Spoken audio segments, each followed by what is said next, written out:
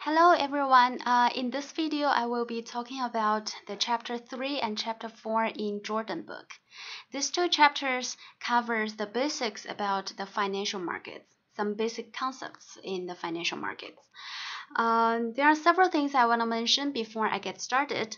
The first one is that in this video, I'm only going to cover some very basics from chapter 3 and 4. Okay, so in the textbook, you can find a lot more information than I cover in this video. But don't worry, my exam will only be limited to the things that I talk about in this video. And if you're interested, you can read further. You can do further reading. And the second thing is that in this slides that I'm using in this video, I only outline some bullet points. So for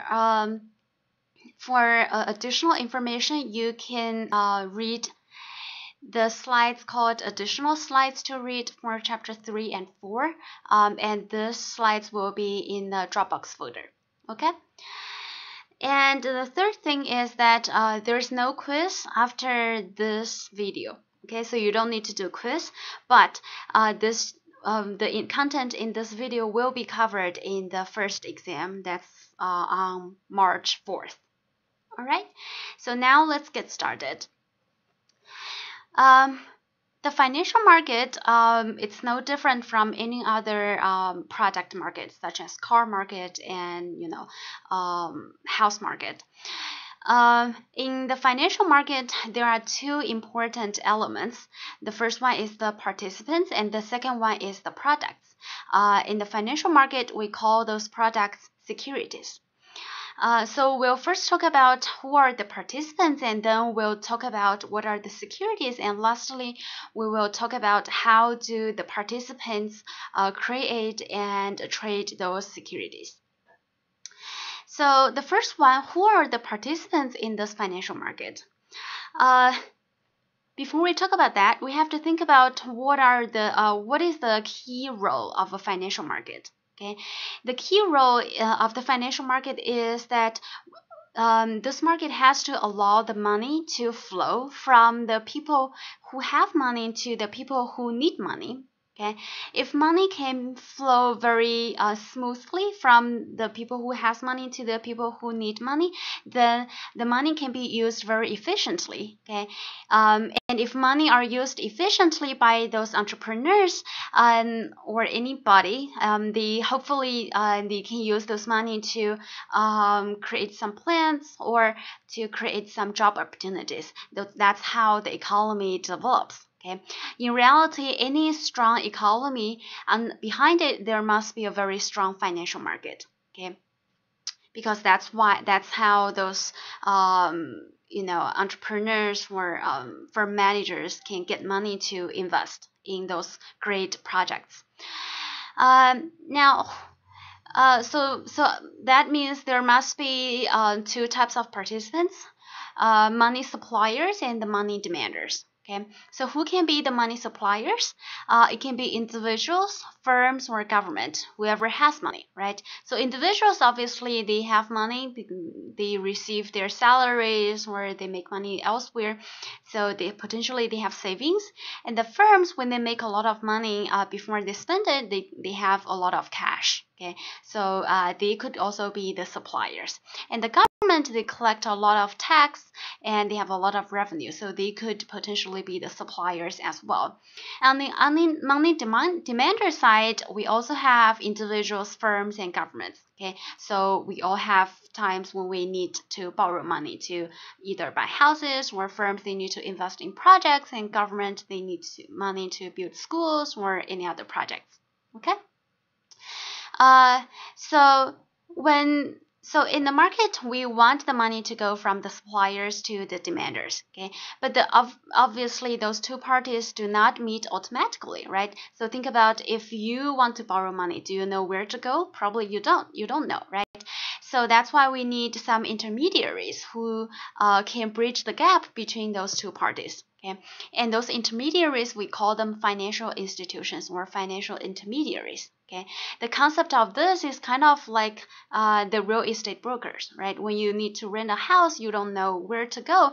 That's when you need to find the brokers. Okay, so those are the people who knows the people who have the houses to rent, or the people who need to rent the house, right? So it's kind of similar concept for the intermediaries. They are essentially the bridge between those two parties. The first one is commercial banks. This is probably the type of financial institutions that we are most familiar with, okay, because we deal with them all the time. So CD, Chase, they're all examples of commercial banks. So what they do is they collect the savings from individuals and then lend it to other individuals and businesses. They make money by charging a higher interest rate from the lenders, but giving a lower interest rate to the borrower. So the spread is exactly the money commercial banks make money. And the second type is finance companies. So finance companies are the corporations that are involved in lending or financing business, but they are not classified as commercial banks. Okay, so a very big finance company is the GE Capital, which provides commercial loans for financing programs and commercial insurance and so on and so forth. Okay, and they do very similar business to commercial banks, but they're not commercial banks. Okay, mainly because when they register, they choose to register as a finance company, and they tend to be less regulated than the commercial banks. The third type is the insurance companies. We know that insurance companies, they sell insurance to individuals and businesses just to protect their investments.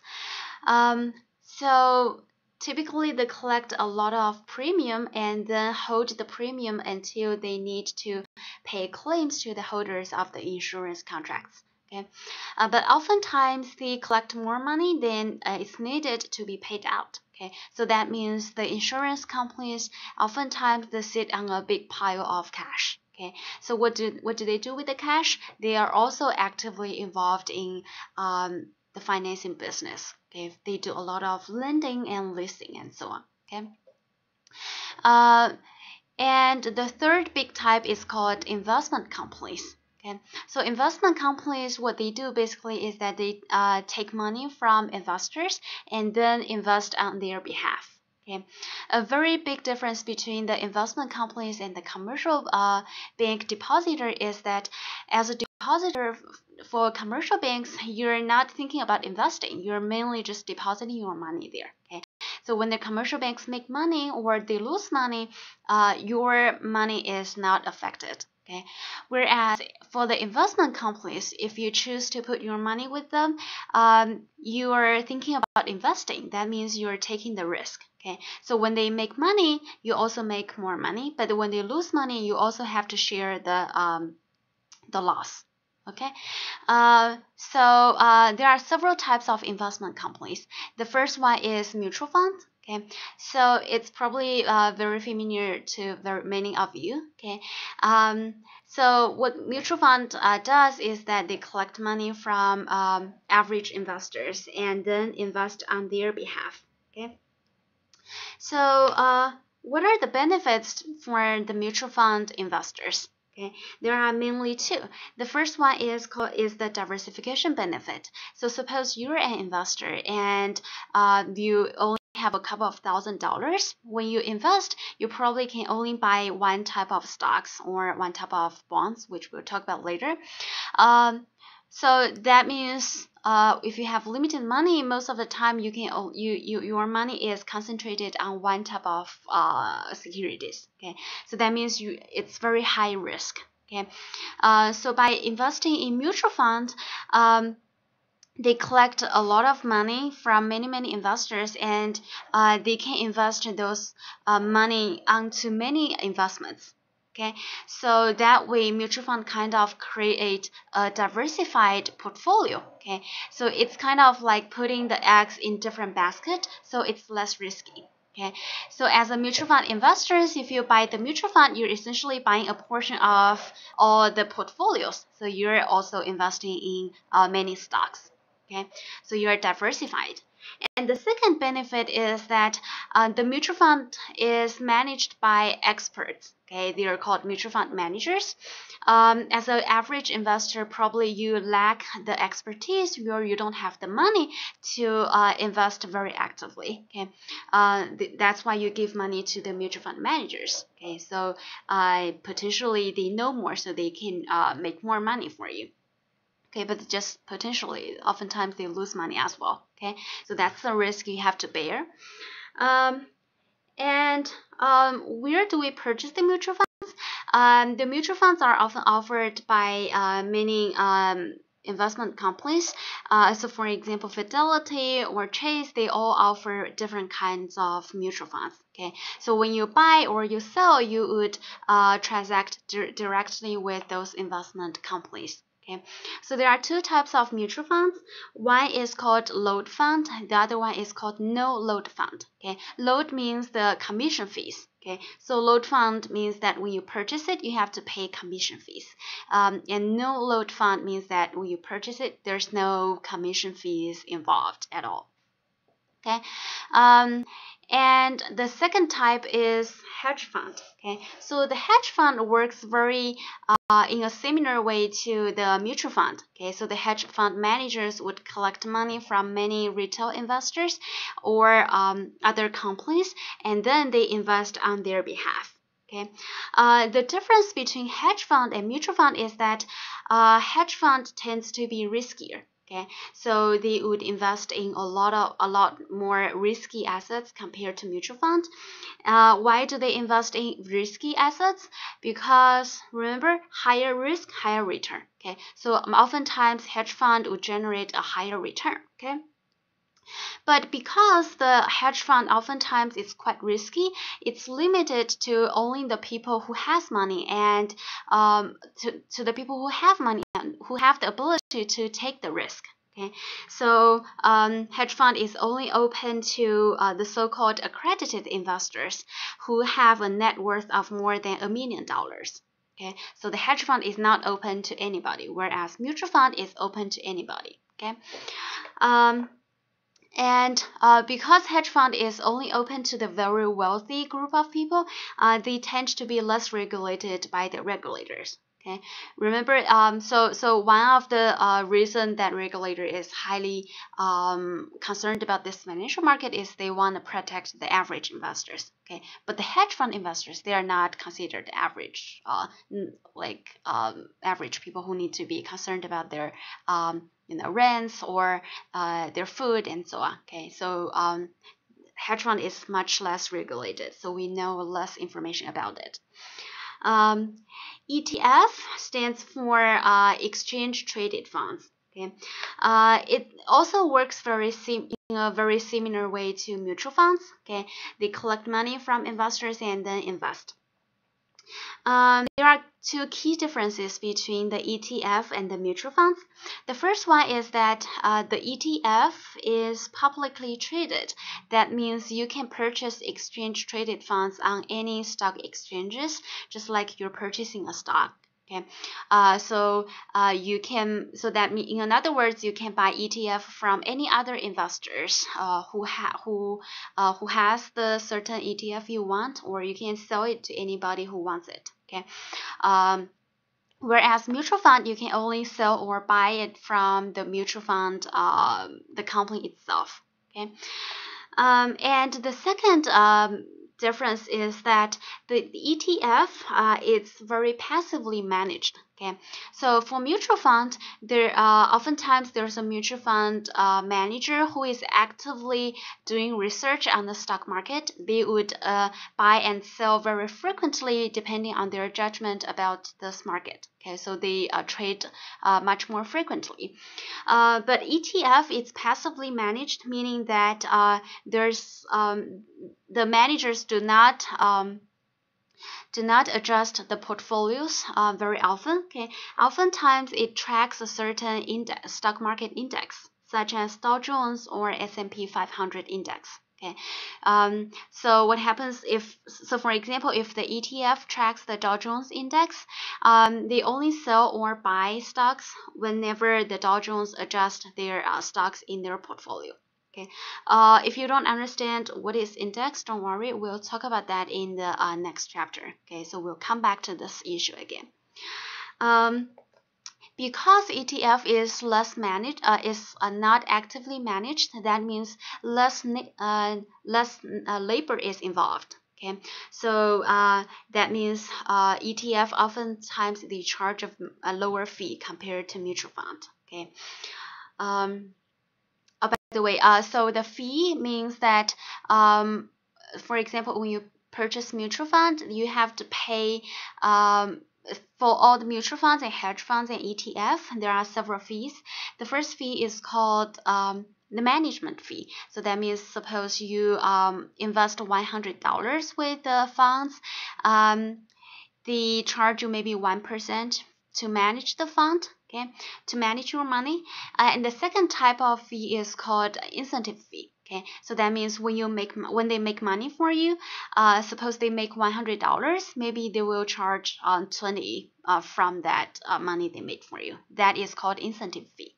Okay, so compare among those three types of funds, hedge fund charges the highest fee because a lot of research is involved from the fund managers, and mutual fund fees are the second highest, and the ETF charges the least. Okay, and the last type is called private equity. Private equity, judging by the name, we know that it's mainly involved in investing in private firms. Okay, you probably recall from the accounting class. For the firms, there are sole proprietorship, partnership, and corporations. Okay, so the corporation is a legal entity, right? So they have a lot of owners. Okay, and corporations can be classified as public corporation and private corporation. For the public ones, that means their ownership is publicly traded. So whoever wants to be the owner of the public firm, they can purchase the ownership on the open market. And whoever wants to sell, they can sell it to other investors. Okay, whereas private firms, they are privately owned. Okay, so you cannot easily become the owner or become the owner of the firm very easily. Okay, so private equity mainly invest in private firms. So there are two types of private equity. One is venture capital. Venture capital mainly invest in small private firms. Okay, so oftentimes they invest in the startups. Okay, for example, the Google or Facebook, when they were very young, they both received money from the venture capital. Okay, so how do venture capital make money? They invest in the firm when they're very small, and then they help the firm to grow. Okay, as the firm grows, the percentage of their ownership also grow to be a much larger number in terms of dollars. So that's how they make money. Okay, you probably have watched the TV show called Shark Tank. That is a very good example of venture capital. Okay, the second type of private equity is called leverage buyout. Okay, so leverage buyout often investing in the large firms that has not been performing very well. Okay, so they inject. So when firms are not performing well, the leverage buyout firms, they inject money in the firm and make it profitable again. Okay, so that's how they make money. Okay. So those are the participants in this market. Next, let's talk about the products in the market or the securities in this market. Okay, in the financial market, there are two major types of securities: debt and equity. Okay, let me briefly introduce what are they. Okay, you probably already know the concepts, but I wanna use a very simple example to tell you what are they. So suppose you're thinking about opening a business. Okay, you need $10,000. Okay, but now you only have $5,000. Okay, so what can you do to finance yourself? Okay, you probably can come up with two ways. One is to borrow the other $5,000, and by doing that, you're essentially borrowing issuing debt to other people. Okay, and the second way is to invite another owner. Okay, so or invite another partner. So ask a friend to invest another $5,000. Okay, if you do that, that means you're selling the ownership of this business to another person. Okay, and that is called equity. Okay, so debt and equity are the two major types of securities. Okay, so what do you need to do when you borrow money from your friend? You have to repay the principal. You have to pay the interest. But when you make money, do you have to share the profit with them? You don't have to. Okay, so that's mainly how debt works. Okay, and if you invite another partner, what do you have to do? Do you have to return them the money? You don't have to. Okay, because they are also the owner. Okay, and when you make money, then obviously you have to share the profit with them. Okay, or when you lose money, they also incur a loss. Okay, so that is the major idea of equity. So we'll talk more about their characteristics in a second. In terms of debt, depending on the maturity of the debt, it can be classified as short-term debt and long-term debt. So maturity is the length of time before you repay the debt. Okay, so if you repay the debt within 1 year, it's called short-term debt. If you repay the money after 1 year, it's called long-term debt. Okay. And for equity, we have two types of equity: preferred stock and common stock. Okay. Now, for short-term debts, depending on who is issuing the debt, it can be classified into several types. The first example is treasury bill. Treasury bill is the debt that's issued by the government. Okay, so meaning the government is borrowing money from the investors. Okay, in that case, the government is the debt issuer and the investors are the debt holders. Okay, commercial papers are the short-term debt that's issued by corporations. Okay, and certified deposits are the short-term debt that is issued by commercial banks. Okay, so if commercial banks issue certificates of deposit, that means they get money from the savers, and in exchange, the savers receive the CDS. Okay, and later, of course, the banks have to return them the money and give the holders the interest.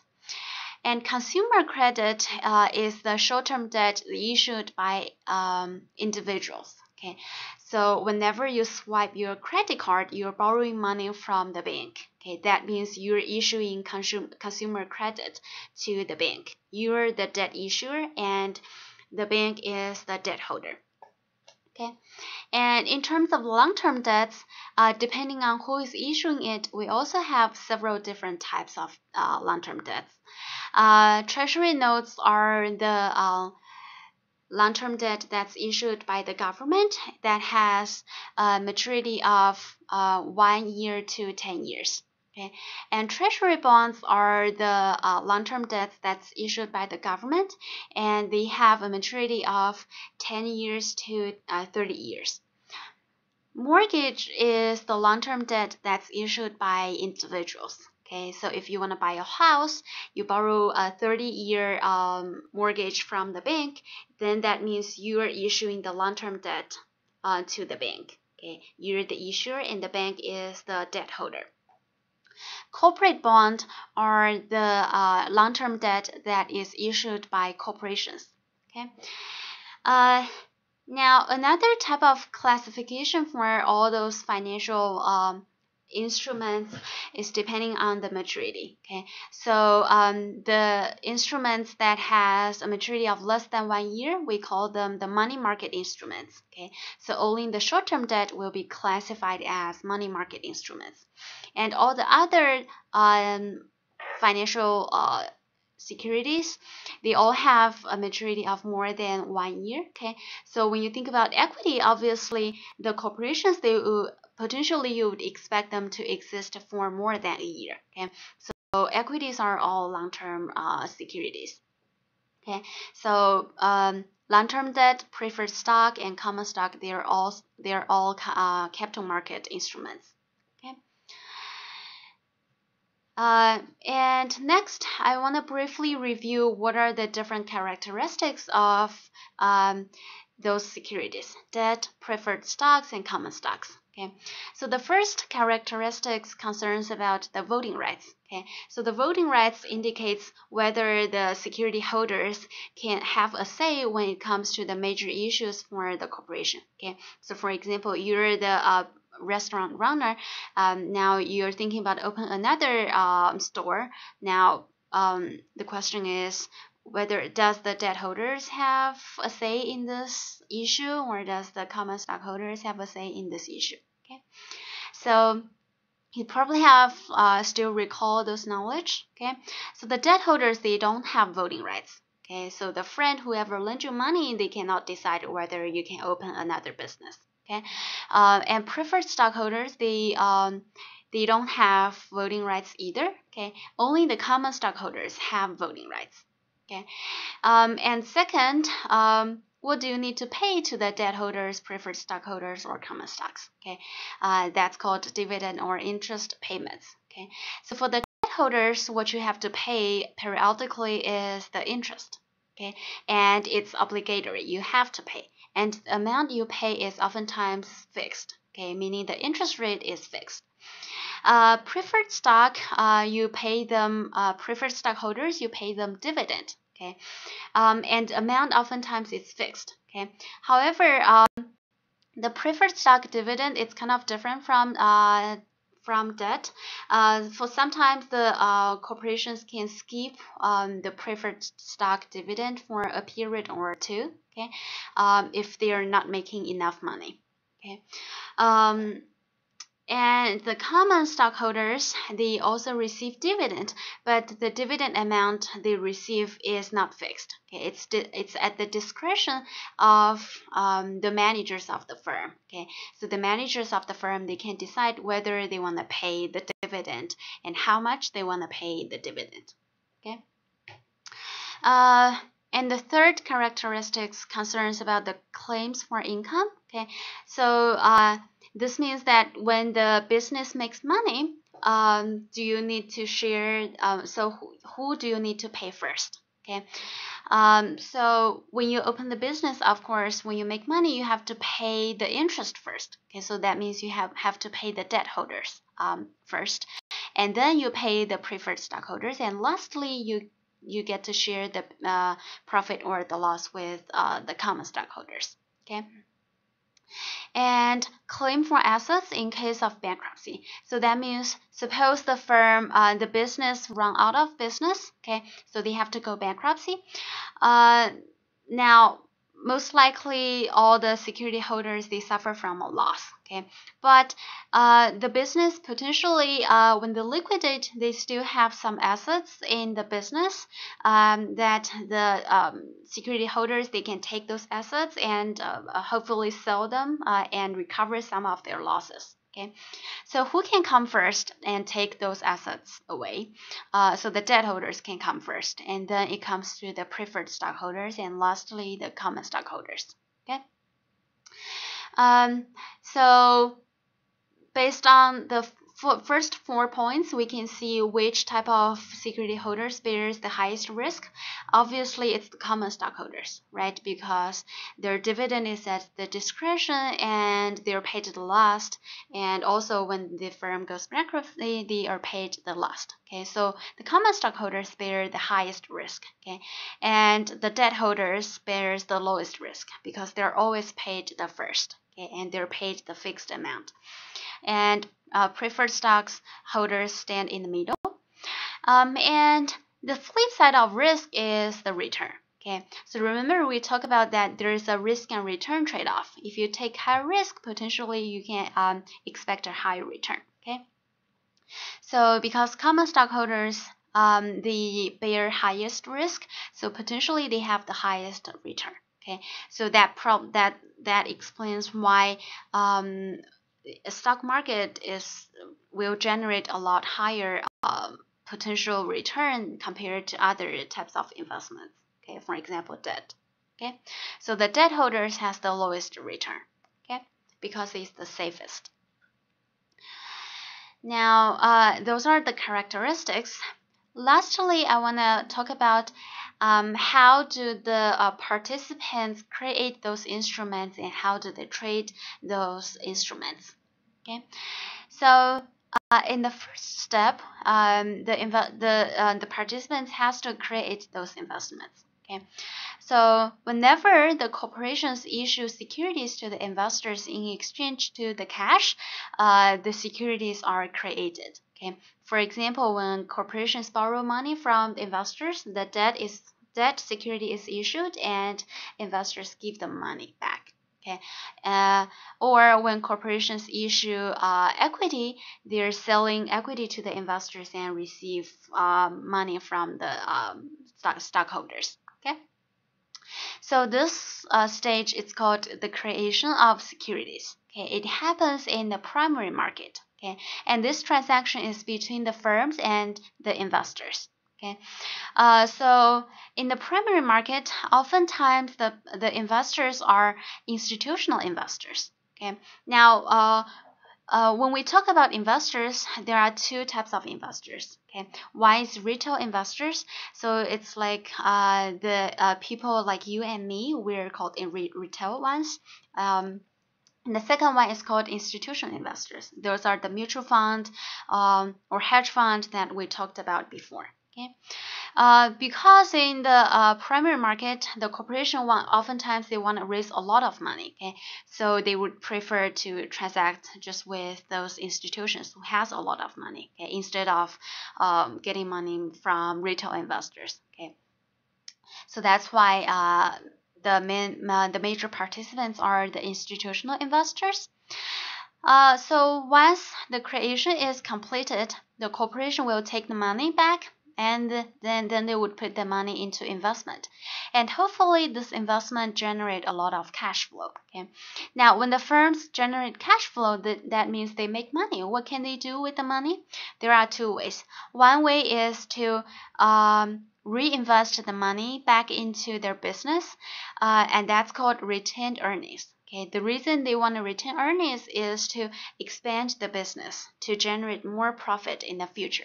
Okay, and the second way is to distribute the cash flow, the money they made back to the investors. Okay, so that means they have to pay the interest to the debt holders, or they can pay the dividend to the stockholders. Okay, so now for the investors, once they have received those securities, what can they do? There are essentially two ways. One way is to hold the stock security. Okay, when they hold the security, they're hoping to receive the dividend, or hopefully the price of the security that they have will increase. That's how they make money. Okay, so you can either hold, or if you think that you don't want the security anymore, you can sell the security to other investors. Okay, now when you sell the securities to other investors, you don't sell it back to the corporation. Okay, you sell it to other people on the market who wants to buy it, who wants to buy the security. Okay, so that's why this part is very different from the creation part. Okay, the creation happens between the firms and the investors, whereas the selling part, after the investors have the securities, this part happens only between the investors. Okay, and we call that market secondary market.